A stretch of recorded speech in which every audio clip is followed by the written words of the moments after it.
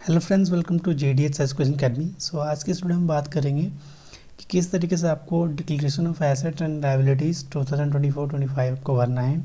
सो जैसा कि आपको पता है BPSC टीचर्स को ये एसेट की डिटेल या लायबिलिटीज़ की डिटेल आपको एक डिक्लेरेशन के फॉर्म में फिल करनी है। तो मैं आपको ये फॉर्मेट के माध्यम से समझाने वाला हूँ कि किस तरीके से आप फॉर्म भरेंगे ताकि आपकी कोई गलती ना हो। तो इस वीडियो को शुरू से लेकर अंत तक जरूर देखें। इसके अलावा अगर हमारी वीडियो पसंद आई तो प्लीज़ सर लाइक करिएगा, इसे ज़्यादा लोग तक शेयर करिएगा ताकि बाकी टीचर्स को भी इस फॉर्म को भरने में आसानी हो। सो नाउ सबसे पहले बात करते थे, ये फॉर्म है आपका declaration of asset and liability. तो सबसे पहले यहाँ देखा आई लिखा हुआ है, आई के बाद लिखिएगा माई, जो भी नाम है आपका XYZ, तो यहाँ पे नाम लिख दीजिएगा। उसके बाद है सन ऑफ और डॉटर ऑफ वाइफ, जो भी हो, जैसे सन ऑफ जो पापा का नाम है, या फिर अगर कोई बेटी है तो डॉटर ऑफ लिख दीजिएगा कि पापा का नाम यहाँ पे आ जाएगा। फिर एज कितनी हो रही है आपकी ये लिख दीजिएगा। Belonging to the department of education Bihar service and presently working as, तो यहाँ पे किस पोस्ट पे आप हैं, जैसे स्कूल टीचर 6 to 8 में है या 11-12 में है, तो स्कूल टीचर 11-12 या 6 to 8 जो भी हैं, जिस पोस्ट पे भी है आप लोग को यहाँ पे भरना पड़ेगा। तो ये ऊपर की डिटेल हो गई। नीचे की बात करें तो यहाँ पे लिखा हुआ डिटेल्स ऑफ मूवेबल एसेट्स, तो जिस एसेट्स को आप यहाँ लेन देन के लिए इस्तेमाल करते हैं उनकी डिटेल यहाँ भरनी है। सबसे पहले आपको क्या करना है, यहाँ पे डिस्क्रिप्शन में यहाँ जैसे सेल्फ में, तो यहाँ पे अपना नाम डाल दीजिएगा।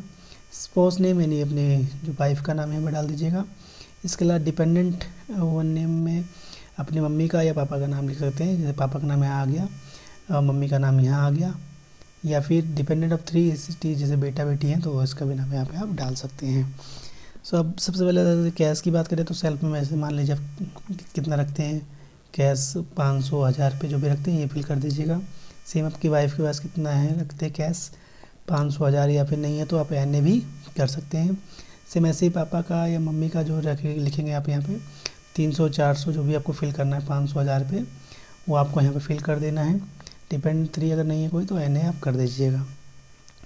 सेकेंड पॉइंट है deposit in the bank financial institution and the non banking financial companies, कि बैंक वगैरह में कितने पैसे हैं आपके, तो मान लीजिए 10,000, 20,000 जो इतना भी आपके पास है वो आप यहाँ पे लिख सकते हैं। जब नहीं है तो आप एन भी सिंपली आप एन करके छोड़ सकते हैं, बट थोड़ा बहुत भर दीजिएगा ताकि क्लियर रहे। बॉन्ड डिवेंचर या शेयर्स में अगर आप पैसा लगाते हैं तो उसकी डिटेल यहाँ पे मांगी गई है, अदरवाइज सिंपली आपको एन कर देना, नॉट एप्लीकेबल सब में। ठीक। फोर्थ है आपका other financial institution NSS postal saving LIC policies अगर आपने ले रखा है, अगर LIC वगैरह, तो उस LIC का नंबर यहाँ पे आप डाल सकते हैं या यस कर सकते हैं। फिफ्थ पॉइंट की बात करें, फिफ्थ में आपका है मोटर व्हीकल्स, तो डिटेल्स टू ऑफ मेक, तो यहाँ पे अगर कोई मोटर व्हीकल्स में बाइक है, कार है, जो भी है आपको यहाँ पे, जैसे बाइक है तो बाइक लिख दीजिए, नंबर लिख दीजिएगा आपका यस करके। बाकी जगह मम्मी पापा में तो आप नो ही कर दीजिएगा या फिर नोट एप्लीकेबल या ब्लैंक छोड़ दीजिएगा।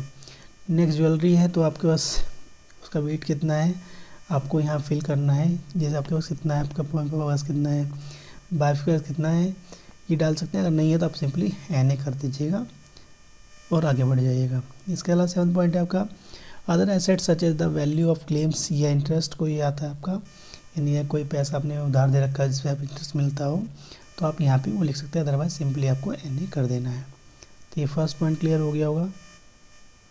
यहाँ पे देखिए नोटिस में लिखा हुआ है साफ साफ, dependent here means a person substantially dependent on income of the employ. यहाँ डिपेंडेंट का मतलब कि भाई जो आपके इनकम पे डिपेंडेंट है उनको ही आप नाम लिखेंगे, जैसे बेटा बेटी हो गया, अगर आप जो मैरिड लोग होते हैं, या फिर मम्मी पापा जिनके बुजुर्ग हों वो डिपेंडेंट है, उनका नाम आप डाल सकते हैं। नेक्स्ट आपका सेकंड पार्ट का डिटेल्स ऑफ इमूवेबल एसेट्स, जो आप यहाँ एक जगह दूसरी जगह नहीं ले जा सकते, तो सेम यहाँ पे अपना नाम, सेम अपनी यहाँ पे वाइफ का नाम, डिपेंडेंट 1, डिपेंडेंट 2, डिपेंडेंट 3 जो भी है इसका नाम लिख दीजिएगा। फिर एग्रीकल्चरल में कितना है, अगर है तो ठीक है, अदरवाइज एन कर दीजिएगा और आगे बढ़ जाइएगा। नॉन एग्रीकल्चरल में इसमें भी आप एन कर सकते हैं। नेक्स्ट आपका थर्ड पॉइंट इंपॉर्टेंट है, यहाँ पे बिल्डिंग यानी जहाँ पे रह रहे हैं रेसिडेंटल या लोकेशनल जो भी रहेगा आपका वो एड्रेस में, तो जैसे अगर आप खुद का है तो सेल्फ लिख सकते हैं, अदरवाइज अगर पेरेंट्स का तो पेरेंटल या जॉइंट फैमिली लिख दीजिएगा, जॉइंट फैमिली और पेरेंटल हाउस ये आप लिख सकते हैं यहाँ पे। सेम ऐसे नीचे वाले फोर्थ में भी आप सेम ही लिखेंगे, joint family parental house simple. Other such interest in the property तो है तो ठीक है, अदरवाइज नहीं आप कर सकते हैं। उसके बाद नीचे वाले में आपको कोई अगर लोन लिया है तो उसकी डिटेल यहाँ पे फिल करनी है, तो इसे आप स्किप कर सकते हैं, अगर है तो ठीक है, अदरवाइज स्किप कर दीजिएगा। आगे बढ़ते हैं। यहाँ पे ये इंपॉर्टेंट पॉइंट है आपका इनकम टैक्स इंक्लूडिंग, तो यहाँ पे आपको अपना जो पैन नंबर है ये डालना है। नेक्स्ट वेल्थ टैक्स छोड़ दीजिएगा, सेल टैक्स भी छोड़ दीजिएगा, प्रॉपर्टी टैक्स भी आप छोड़ दीजिएगा। अब आते हैं सी आपका पर्सनल डिटेल पे। तो पर्सनल डिटेल में सिंपली आपको यहाँ पे प्रान नंबर अपना डाल देना है, जेंडर डाल देना है, डेट ऑफ बर्थ डाल देना है। क्लास ग्रुप की बात करें तो टीचर की जो है वो सी ग्रुप में आता है, इसलिए सी डाल दीजिएगा। ग्रेड कौन सा है, पीजीटी 11 12 या स्कूल टीचर जो भी 11 12 जो भी है आप यहाँ पे लिख सकते हैं। इसके अलावा होम डिस्ट्रिक्ट क्या है आपको ये डाल देना है। लास्ट सिग्नेचर, एम्प्लॉय नाम, डेजिग्नेशन, डिपार्टमेंट क्या है, प्लेस, डेट डाल के फाइनली फॉर्म आपका क्या हो जाएगा, फिल हो जाएगा। उसके बाद आप आसानी से इसे सबमिट कर सकते हैं। तो ये है declaration of assets and liabilities. I hope आपको अब समझ में आ गया हो किस तरीके से आपको ये फॉर्म फिल करना है, और आसानी से आप इस फॉर्म को आप फिल कर सकते हैं और सबमिट करा सकते हैं। सो इस वीडियो में इतना ही। Thank you so much, thank you for watching my video and all the best friend.